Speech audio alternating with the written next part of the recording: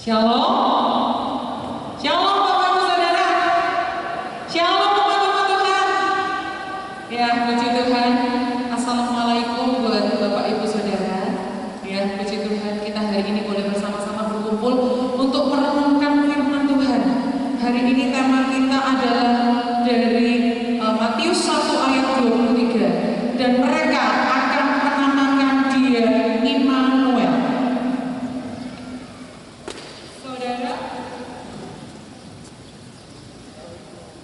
Mereka akan menamakan Dia Immanuel, itu sudah dinubuatkan di Yesaya 7 ayat 14. Sesungguhnya seorang anak darah akan mengandung dan akan melahirkan seorang anak laki-laki, dan Ia akan menamakan Dia Immanuel. Baik, sebelum lebih lanjut kita mendengarkan firman Tuhan, kita akan berdoa terlebih dahulu. Terima kasih Tuhan, kami akan merenungkan firman-Mu dalam waktu yang ada ini. Kami ingin duduk diam di bawah kaki-Mu untuk mendengarkan pesan firman-Mu kepada setiap kami pada siang hari ini. Kami tahu Engkau hadir di tengah-tengah kami, dan kami tahu Engkau akan berbicara secara khusus kepada kami, memberkati setiap kami supaya hati kami terbuka, pikiran kami boleh siap mengalami metanoia, untuk kami boleh mengadakan mengalami pembaharuan dalam hidup kami, khususnya di tahun yang akan datang. Terima kasih Bapa, dalam nama Yesus kami berdoa. Haleluya. Amin. Mungkin Bapak Ibu Saudara ada yang belum mengerti apa arti dari Immanuel. Immanuel adalah artinya Allah beserta dengan kita. Saudara, kita adalah siapa yang menyertai kita. Anda adalah siapa yang menyertai Anda. Kalau pejabat-pejabat disertai ajudan, kelihatan dia tingkatannya seperti apa. Kalau seorang anak disertai mamanya, kelihatan dia adalah anak kecil. Kita adalah siapa yang menyertai kita. Amin, Bapak Ibu Saudara. Ada 3 hal yang ingin saya bahas di sini. Yang pertama, pernahkah terjadi di Alkitab di mana Tuhan itu menarik penyertaannya secara pribadi? Hal kedua yang mau saya sampaikan adalah ketika Tuhan menyertai kita, Dia mau memberikan kepada kita kekuatan mental untuk menghadapi apapun di sekitar kita. Yang ketiga adalah Tuhan hadir dalam setiap musim hidup kita. Tuhan selalu ada di musim apapun dalam hidup kita. Baik, kita belajar yang pertama, apakah pernah terjadi kisah di dalam Alkitab di mana Tuhan menarik penyertaannya secara pribadi? Pernah Bapak Ibu Saudara. Bagi Bapak Ibu Saudara yang membuka Alkitab, kita akan lihat dalam Keluaran 32 ayat 34. Di sana dikatakan seperti ini. Tetapi pergilah sekarang, tuntutlah bangsa itu ke tempat yang telah kusebutkan kepadamu. Akan berjalan malaikatku di depan. Dilanjutkan dengan pasal 33 ayat 2 dari kitab Keluaran. Aku akan mengutus seorang malaikat berjalan di depanmu dan akan menghalau orang Kanaan, orang Amori, orang Het, orang Feris, orang Hewi, orang Yebus. Saudara, ketika Musa naik ke atas gunung, bangsa Israel menyembah lembu emas, anak lembu emas. Apa yang terjadi Bapak Ibu Saudara? Tuhan mengatakan kepada Musa, sampaikan kepada bangsa Israel, mulai sekarang aku gak menyertai lagi, aku akan kirim malaikat. Aku akan kirim malaikat, bukan aku sendiri yang langsung menyertai, tapi aku kirim wakil malaikat. Wow, Musa menjadi galau ya saudara. Galau karena apa? Karena Musa berkata kepada Tuhan, Tuhan, jika Engkau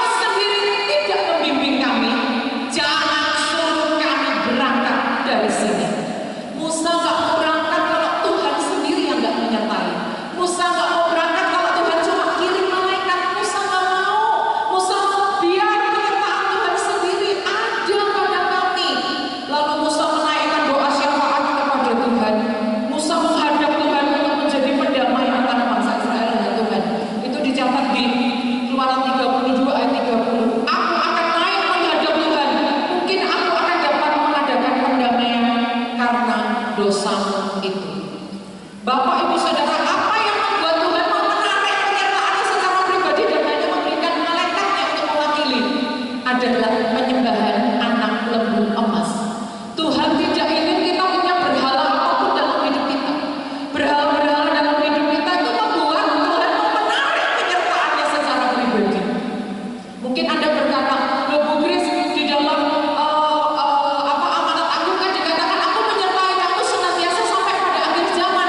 Itu ditujukan pada murid-muridnya. Artinya janji penyertaan sampai pada akhir zaman itu tidak berlaku bagi orang-orang yang menyembah anak lembu emas. Apa yang terjadi akhirnya Tuhan mendengar doanya Musa dan bangsa Israel harus melepaskan semua emas mereka. Tuhan akhirnya mau menyertai mereka lebih lanjut. Tapi apa yang terjadi? Sampai 40 tahun di padang gurun itu semuanya mati, hanya tersisa 2 orang, Kaleb dan Yosua. Dan anak-anak yang lahir di padang gurun itu saja yang bisa masuk ke dalam tanah Kanaan. Kita masuk pada poin yang kedua. Kalau tadi di poin pertama kita belajar bahwa jangan ada berhala apapun dalam hidup kita. Kalau kita ingin disertai Tuhan, singkirkan anak lembu emas itu dari hidup kita. Jangan mendua hati. Kalau kita ingin mengalami penyertaan Tuhan, jangan mendua hati dengan yang lainnya. Tuhan itu adalah Allah yang pencemburu. Berikutnya kita lihat poin kedua. Penyertaan Tuhan adalah untuk memberikan kekuatan mental pada kita. Kita akan lihat seorang bernama Yosua. Yosua, kalau kita pelajari di 1 Tawarik 7 ayat 20 sampai 27, ayatnya cukup panjang, saya nggak punya waktu untuk membacanya. Tapi kalau Anda pelajari di kitab Tawarik, Yosua itu berasal dari suku Efraim. Suku Efraim itu pernah hampir punah. Nenek moyangnya Yosua bernama Efraim itu sampai kira-kira 7 keturunan, saya lupa 7 atau 8 keturunan, itu ditumpas semua sama orang Gad. Tapi bukan suku Gad Israel ya, orang Gad G-A-T. Orang Gad hampir membuat Efraim ini musnah. Untunglah Efraim yang saya perkirakan usianya mungkin sudah 161 tahun pada saat itu, karena mendapat doa berkat dari Yakub bahwa keturunan Yusuf akan mendapat berkat buah dada dan kandungan. Di situ Efraim bisa membangun dinasti yang baru. Tuhan berkati kandungan istrinya, buah dada istrinya, sehingga bisa melahirkan dinasti yang baru lagi. Terus sampai kepada Nun, sampai kepada Yosua bin Nun. Yosua orang yang pernah mengalami trauma. Oleh karena itu jangan heran kalau Tuhan memakai berbagai cara untuk menguatkan Yosua. Pada saat Musa masih hidup, Tuhan pernah berkata pada Yosua, kuatkan dan teguhkanlah hatimu. Waktu Musa udah mati, Tuhan ngomong lagi di kitab Yosua 1 ayat 9, kuatkan dan teguhkanlah hatimu. Bahkan bangsa Israel pun ngomong sama Yosua di Yosua 1 ayat 18c, kuatkan dan teguhkanlah hatimu. Itu yang membuat Yosua itu sembuh dari trauma masa lalu. Jangan kejut, jangan tawar hati. Kuatkan dan teguhkanlah hatimu, karena aku menyertai engkau kemanapun engkau pergi. Tanah yang diinjak kakimu akan kuberikan kepadamu. Tidak ada seorang pun yang bertahan kepada engkau. Itu adalah janji penyertaan Tuhan atas hidup Yosua. Apa yang kemudian terjadi pada Yosua adalah di Yosua 10 ayat 25. Yosua yang udah kuat hatinya ini bisa menguatkan orang-orang Israel. Kita dikuatkan untuk menguatkan. Pada saat COVID ini akan banyak kita diserang oleh yang namanya kekhawatiran, kita diserang yang namanya ketakutan, kita diserang yang namanya kayak galau gitu ya. Kita diserang yang namanya stres, kita diserang yang namanya keputusasaan, kayak menghadapi masa depan tuh kayak ada kabut di depan kita. Kita seperti nggak tahu apa yang ada di depan. Kita seperti merasa, wow, hidup kita seperti ada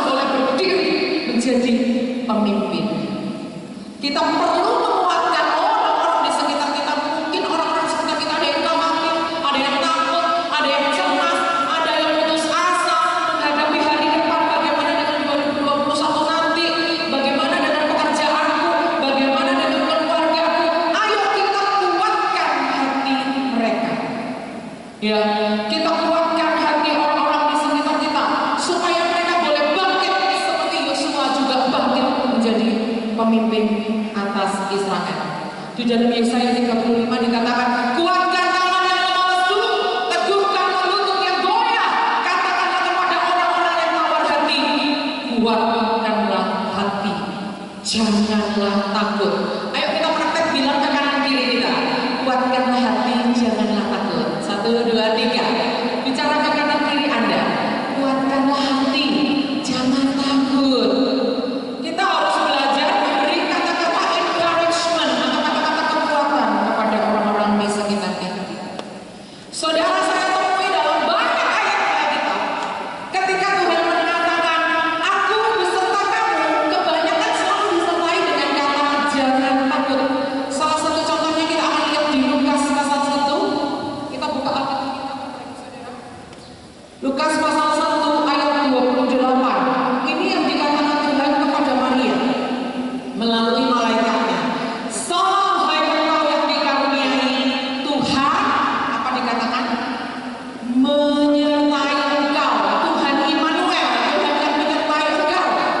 Tapi di ayat 30 dikatakan jangan takut hai Maria. Di banyak ayat di dalam Alkitab kalau Tuhan berkata aku menyertai engkau, selalu ada muncul kata jangan takut. Kenapa saudara? Karena Tuhan itu tahu penyertaan Tuhan itu adalah janji Tuhan. Tetapi orang yang takut, orang yang khawatir, orang yang putus asa, itu seperti membuka celah untuk iblis itu boleh bermain di pikiran area ketakutan, area kekhawatiran, area keputusasaan ini, sehingga orang itu jadi hatinya ciut, nggak percaya akan penyertaan Tuhan. Hampir selalu di Alkitab kata aku menyertai kamu selalu disertai jangan takut. Kita akan lihat Ayub 3 ayat 25 mengatakan seperti ini. Ini yang ngomong Ayub ya. Kalau kita baca kita Ayub, belum tentu yang bicara itu Ayub, bisa teman-temannya dan sebagainya. Tapi di Ayub 3 ini yang mengatakan Ayub. Ayub 3 ayat 25 mengatakan begini. Karena yang kutakutkan itulah yang menimpa aku, yang kucemaskan itulah yang mendatangi aku. Ayub selalu digambarkan sebagai orang yang saleh, betul? Tetapi Ayub gagal di area pikiran. Apa yang kutakutkan itu yang menimpa aku. Apa yang kucemaskan itu yang mendatangi aku. Kita jangan cemas, jangan takut supaya sistem imun kita itu enggak turun, saudara. Kalau kita takut, kita cemas, sistem imun kita turun. Kenapa Ayub mengalami semua hal yang gak enak dalam hidupnya? Ternyata karena itu pernah menghantui ketakutannya. Kenapa Ayub pernah mengalami hal-hal yang gak enak? Salah satunya selain karena Tuhan mengizinkan, karena Ayub bermain di ketakutan, di area kekhawatiran. Makanya itu celah untuk iblis itu juga bermain dalam hidupnya. Dalam Filipi 4 ayat 8 dikatakan, pikirkanlah semua yang benar, semua yang mulia, semua yang adil, semua yang suci, semua yang manis, semua yang sedap didengar, semua yang disebut kebajikan, dan semua yang patut dipuji. Pikirkanlah semuanya itu. Artinya Tuhan tidak mengizinkan kita berpikir yang negatif. Itu akan menurunkan sistem imun kita. Kalau kita mau sehat, nggak terpapar COVID, kita harus belajar melatih berpikir positif. Ya, berpikir positif itu akan menjaga imun kita. Yang ketiga, kapan saja Tuhan si Immanuel itu menyertai hidup kita. Kalau poin pertama tadi kita berbicara tentang bahwa Tuhan pernah menarik penyertaannya secara pribadi dan mewakilkan pada malaikatnya ketika bangsa Israel menyembah anak lembu emas. Di poin kedua kita belajar bagaimana Yosua itu diberi kekuatan mental sama Tuhan. Janji penyertaan itu membuat Yosua itu kuat walaupun dia seorang yang trauma. Dia berani memimpin bangsa Israel memasuki tanah Kanaan. Yang ketiga kita akan belajar bahwa kapan sih Tuhan itu menyertai kita, yaitu di setiap musim hidup kita. Katakan di setiap musim. Saya belum dengar suara Anda. Di setiap musim. Ya, di setiap musim hidup kita Tuhan menyertai kita. Mau itu musim COVID,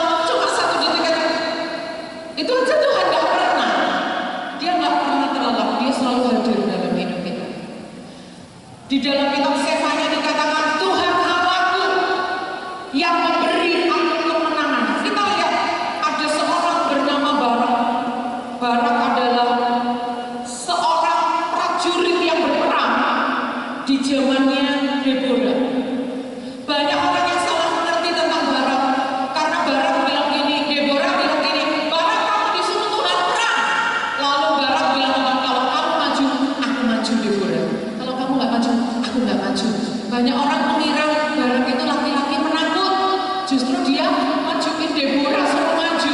Bukan itu saudara, karena di Alkitab di kitab Hakim-Hakim dikatakan Barak yang memimpin peperangan itu, Deborah hanya ikut.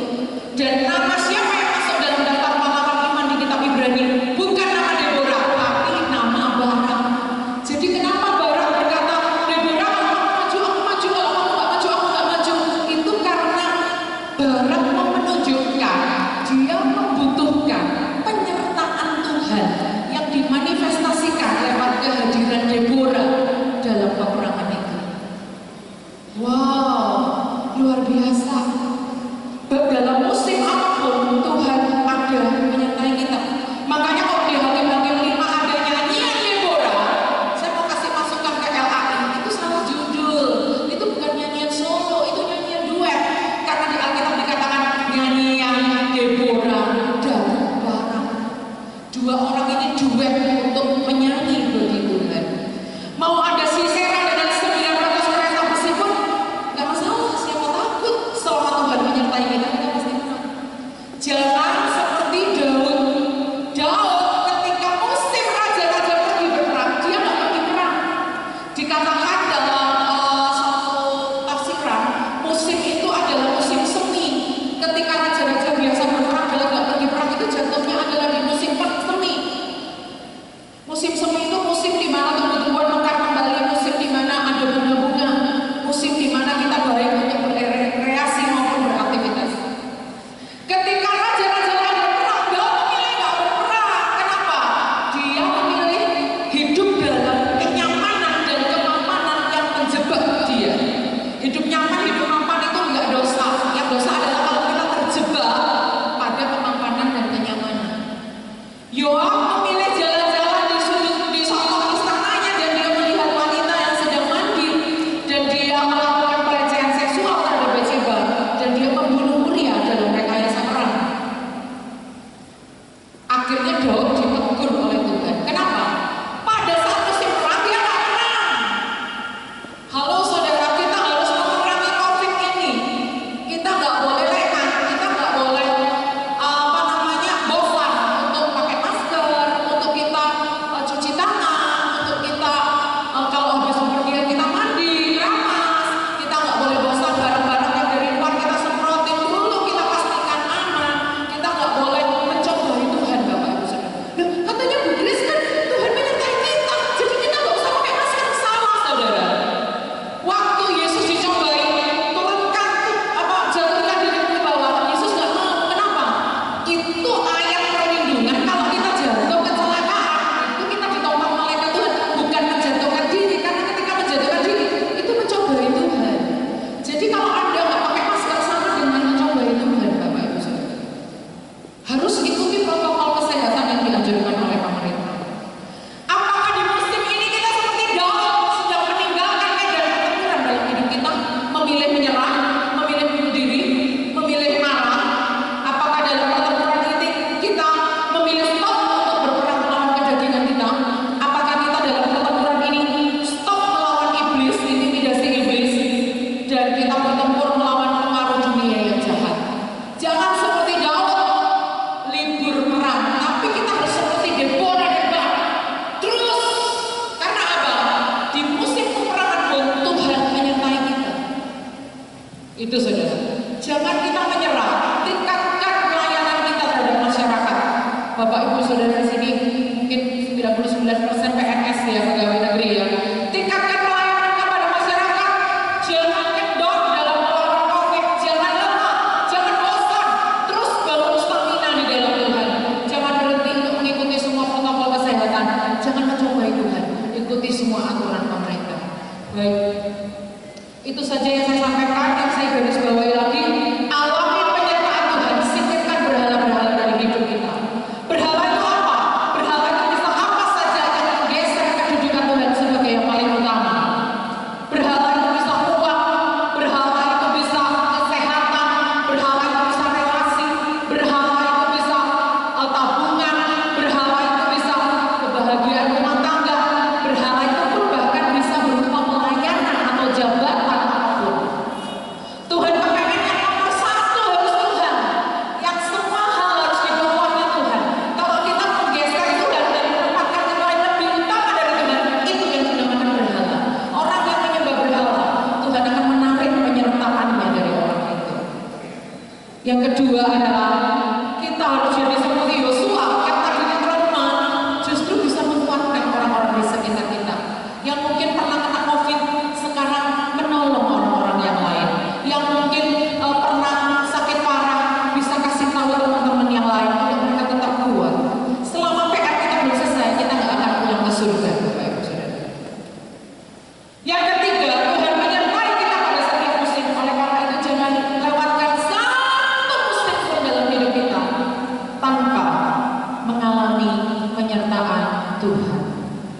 Demikian firman Tuhan, kita akan tutup dalam doa. Kami bersyukur untuk firman-Mu, meteraikan